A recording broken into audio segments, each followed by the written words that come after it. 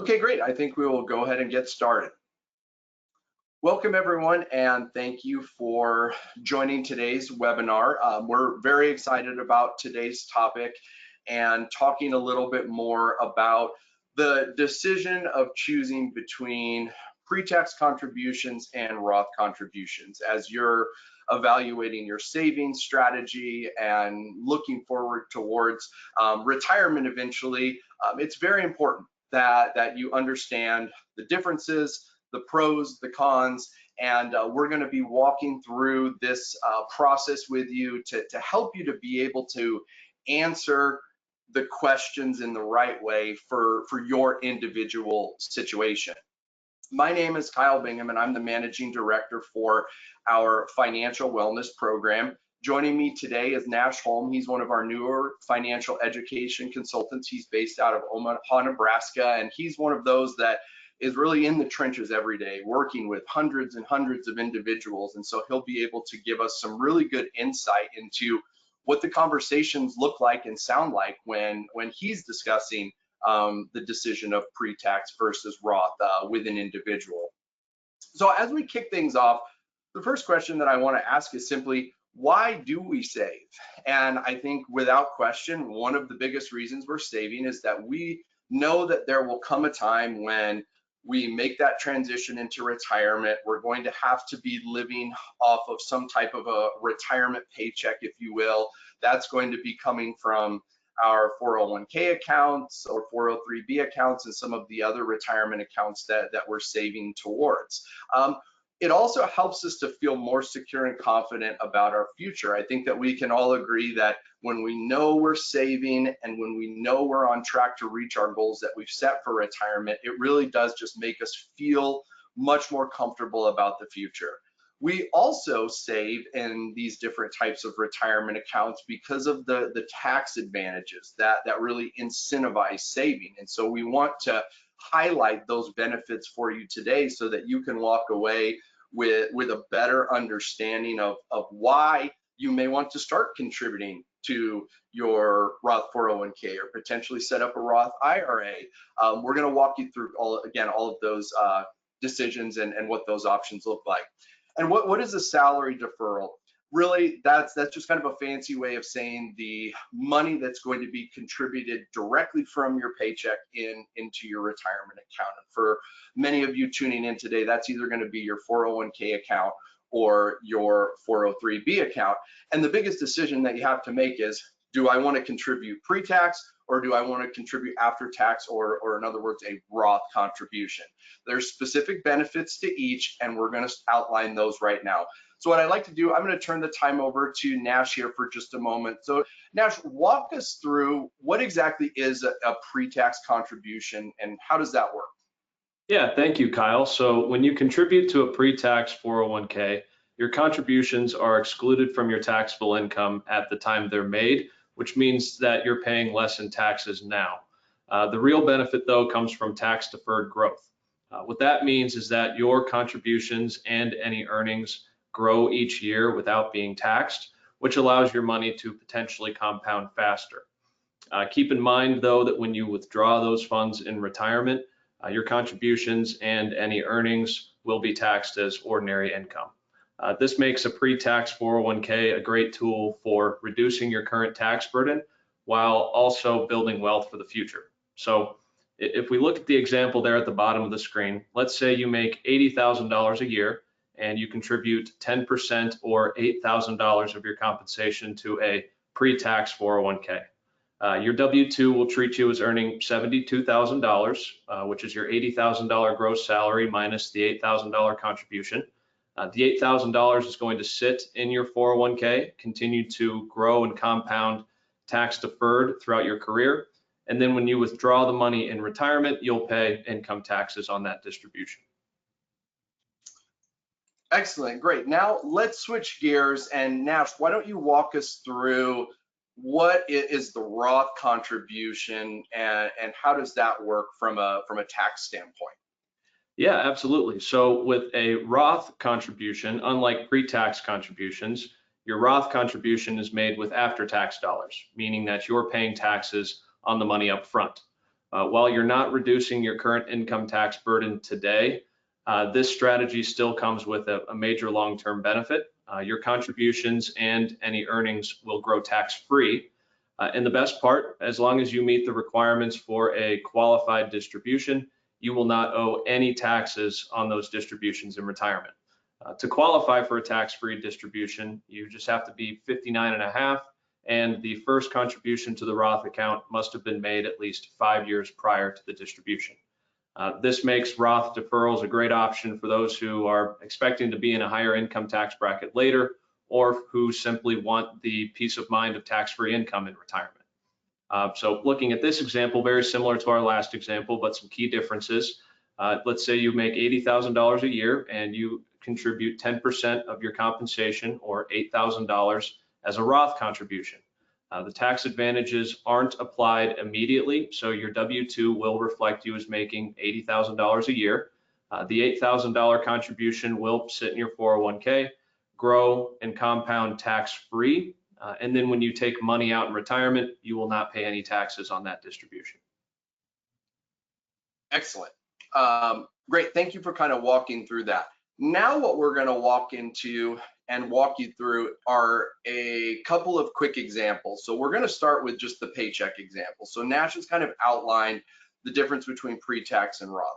Now what you're looking at here are the different ways that you are going to be taxed based upon that contribution type. So if you look in the middle column there for pre-tax, you've got a wage of $1,200, you have a 10% deferral, that's $120, and then the amount that's subject to income tax is $1,080.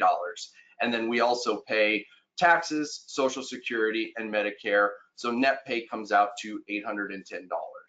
Now, if you move over to the right with your Roth contribution, again, wages are the same, the 10% deferral is the same, but here's that biggest difference, right? That now the amount that is subject to income tax is going to be that full $1,200. So what all is the same and different in these two examples? Well, what's same, like I said, we've got the gross wages, the amount that's paid into Social Security and Medicare, and the amount that is contributed into the plan. What's different is that the Roth, again, is being taxed now, pre-tax later, and the difference is about $19.80. Now you might be thinking, well, that's not a significant amount of money or a overly significant tax savings, but what you really need to do is to think about the long-term implications of that and how that money is going to be growing potentially differently based upon whether you're opting to get a tax benefit now by doing that pre-tax contribution, or waiting by going the Roth route and getting essentially that tax benefit, as Nash talked about, when you withdraw that money in retirement, and that is all tax-free. Now, there are some additional considerations that I'd like to walk you through now and have Nash kind of highlight this. So Nash, what are some other things that folks should be thinking about beyond what you've touched on already with pre-tax versus Roth?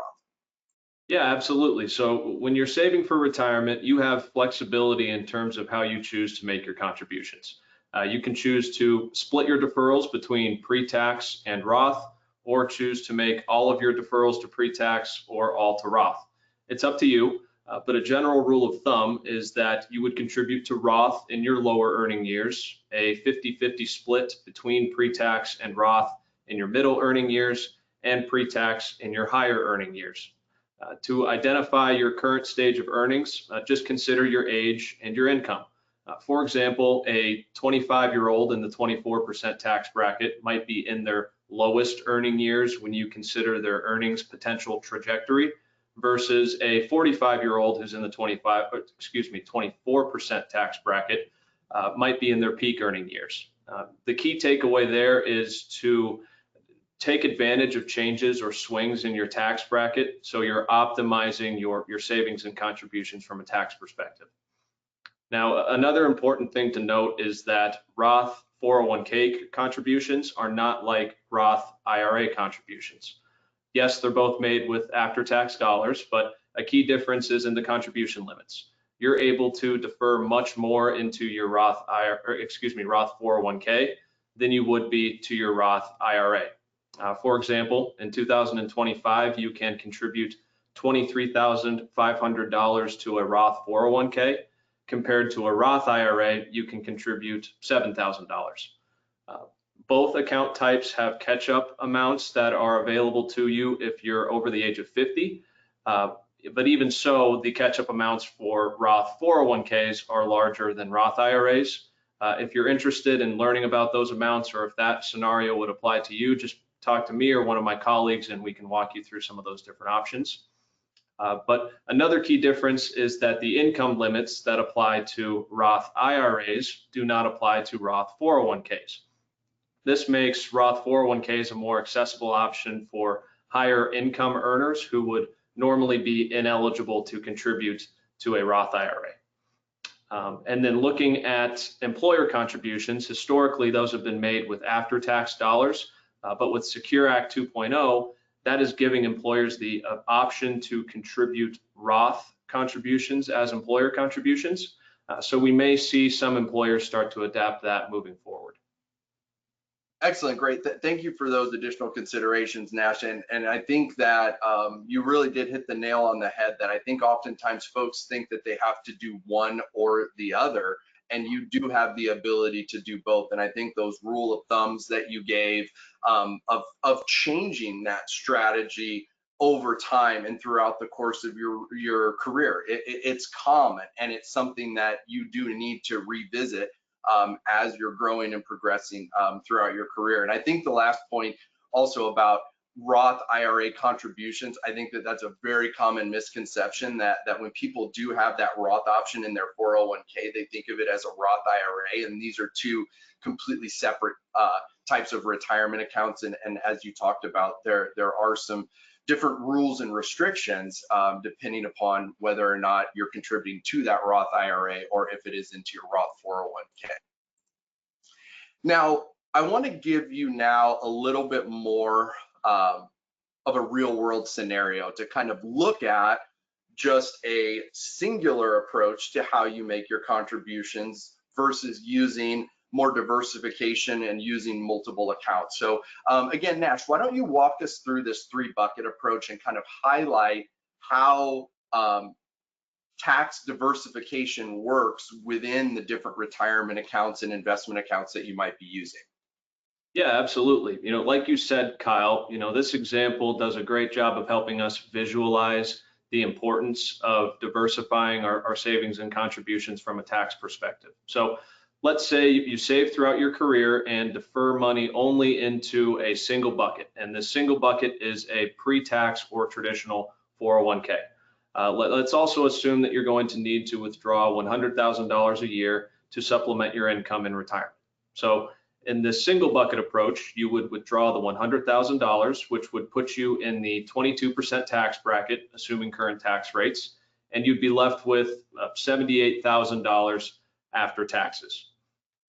So next, let's consider that you took a more balanced and diversified approach to your savings and contributions throughout your career, and instead of putting all of your contributions into just a pre-tax account, you also contributed to a Roth account and a taxable account.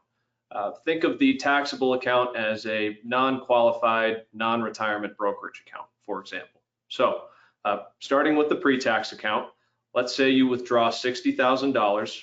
Now notice, because we took a smaller distribution in this example compared to the single bucket approach, we've also reduced our tax bracket down to the 12% tax bracket. So we've reduced the amount of taxes that we're paying on this distribution. You then would withdraw $25,000 from the Roth account, which we know is not reduced by taxes. And then you would draw $15,000 from the taxable account and pay a 15% capital gains tax on a security that you sold for a gain to fund the distribution. So you'll notice that we took the same gross distribution of $100,000 across the 3 buckets, but because we took a more balanced approach to our savings and contributions, as well as the way that we distribute money in retirement, you increase your net distribution to $91,300, which equates to a tax savings of $13,300. Over a 30-year retirement, annual tax savings like the one that you can see in this example can have a huge impact on your financial independence.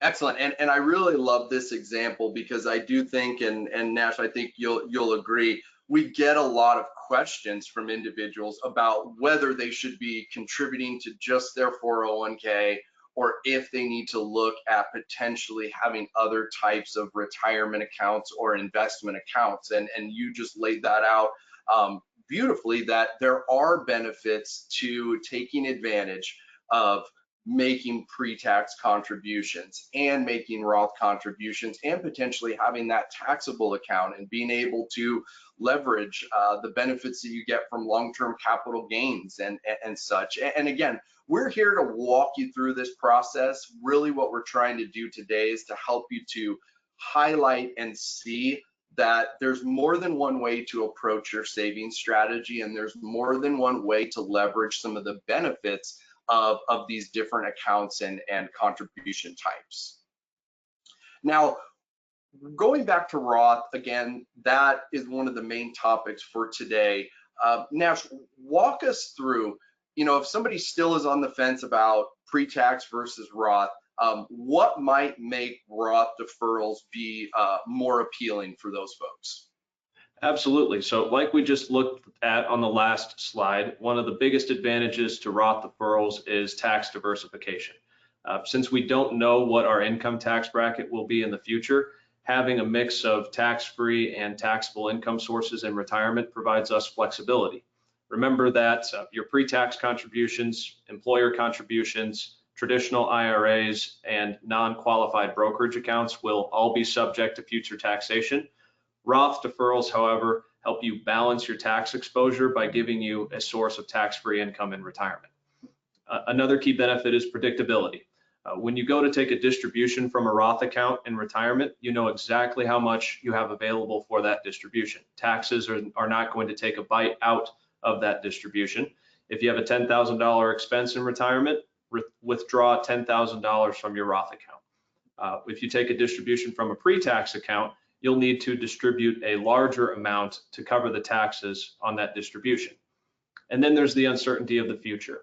Right now, if you're saving 10% of your income for retirement, you're likely able to absorb the immediate impact of taxation on that 10%, but who knows what your financial needs are going to be in the future.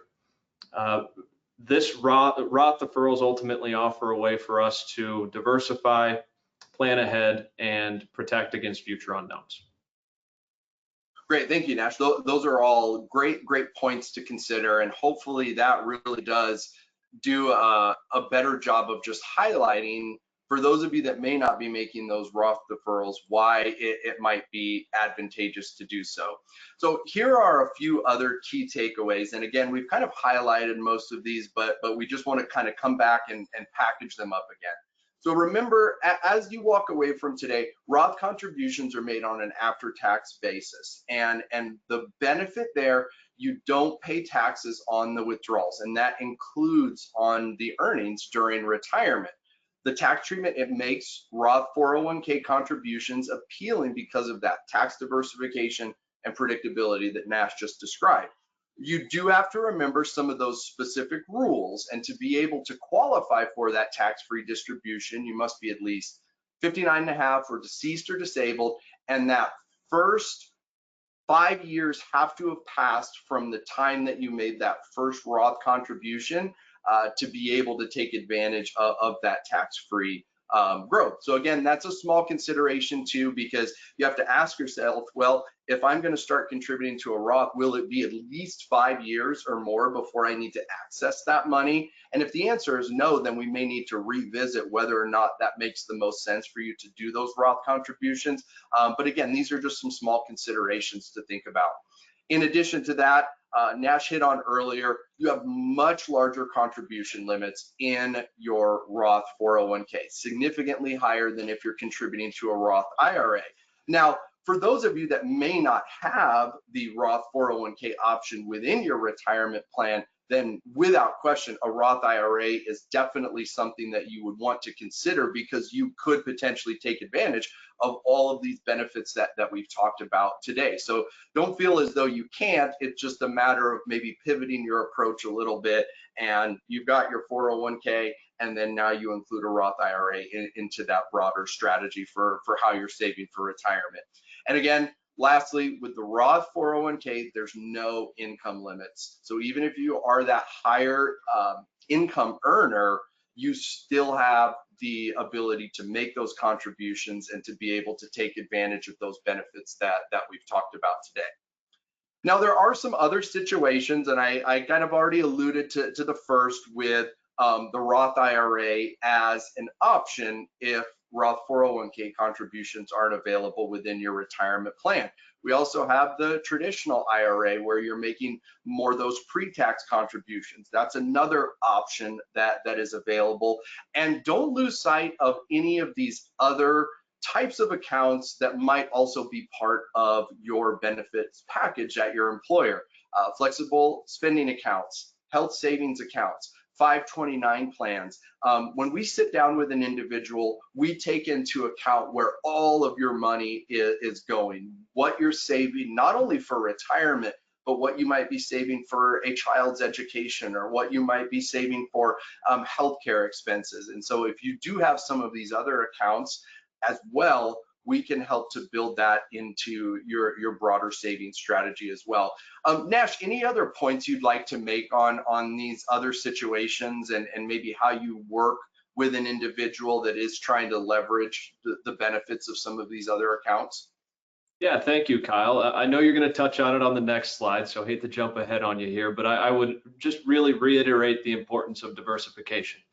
Think about why you're contributing the way you are to your 401k. A lot of people that I talk to are contributing pre-tax only, maybe because, that's the way they set it up 5, 10, 15, 20 years ago when they first enrolled in the plan. It helps to really think about, are you doing the best thing for you? And if you need help deciding that, again, talk to me, talk to any of my colleagues. We work with people just like you every day, helping you put your best foot forward in terms of saving for retirement. Excellent. No, that's a great point. So what would I like you to do today? What are some simple action steps that each of you can take? First off, I'd like everyone just to, after our webinar today, go and log into your retirement account. Go to your record keeper and confirm how much you're saving right now. Just use that as a starting point, and also confirm what contribution type you're making right now. Maybe some of you are already doing pre-tax and Roth. Maybe this is all brand new for some of you. By logging into your plans account, you'll be able to then see what those options are and kind of start to apply what we've talked about today. The first rule of thumb in step 2 is, if you are eligible for a company match, get that full company match. That's free money that you want to make sure that you're taking full advantage of. And then for those of you that are already there, I'd like to set maybe a little bit more of a stretch goal for you and say, if you're getting your full company match, let's bump it up by an additional 2%. And maybe that's pre-tax, maybe that's Roth, or maybe that's a combination of both. And again, just like Nash had talked about, we have to kind of look at your situation and kind of pinpoint what are the benefits that you're looking for. Do you want or need more tax diversification within your savings strategy? And that allows you to be able to change those percentages around to take full advantage of those individual benefits. And further beyond just diversifying within your contribution or saving strategy in your 401k, look at those savings buckets that Nash walked through. Are you in a situation where you may want to look to open another account or create another account? We can definitely help you to kind of understand how that process would work and what are those individual benefits that you'll achieve by creating, instead of a singular bucket approach, you have maybe a 2 or 3 bucket approach with that savings strategy. Nash, let me pull you back on here just one last time. Any other closing thoughts or anything else that you'd like to add as folks walk away from the webinar today? Yeah, no, I know we threw a lot at you today in terms of pre-tax and Roth, but again, just understanding that you have options available to you can really help you maximize your savings and then also minimize your taxes based on your financial goals. Excellent, very well said. And like we've talked about throughout, we're here to help. And our financial education consultants are here to be able to sit down and have a conversation with you. I know for some of you, you may already be working with an advisor. And if that is the case, I would encourage you to reach out to them to be able to sit down and review everything that we've talked about today and how you can incorporate what you've learned into your own strategy. You can also scan that QR code there on the screen, and that's a really simple and easy way for you to be able to just grab a few minutes with one of our consultants. Again, there's no cost or anything for doing that, but this can really help you to kind of take a couple steps forward and take what you've learned today and actually put it into action. And lastly, and importantly, next month, we're going to be focusing on saving towards your retirement goals, not necessarily contribution types, but are you saving enough? And how are you measuring your progress between where you're at now and where you need to be when you retire? So we're going to walk you through what that process looks like, and we're going to help you to see how to best plan accordingly to make sure that you're on track to reach your individual retirement goals. And so again, you can scan that QR code and get registered. And then final thought, we will be sending out an email. It's going to have a link to today's webinar. I know that many of you asked for that. You will get that. Just keep an eye out over the next probably 24 to 48 hours. You'll get that link, and feel free to share that with any other friends or colleagues that you think might benefit from the topic that we discussed today. And with that, folks, I just want to thank you all for taking a little bit of time out of your day to be here. Best of luck. We're happy to help you in any way that we can, and have a wonderful rest of your day. Bye-bye.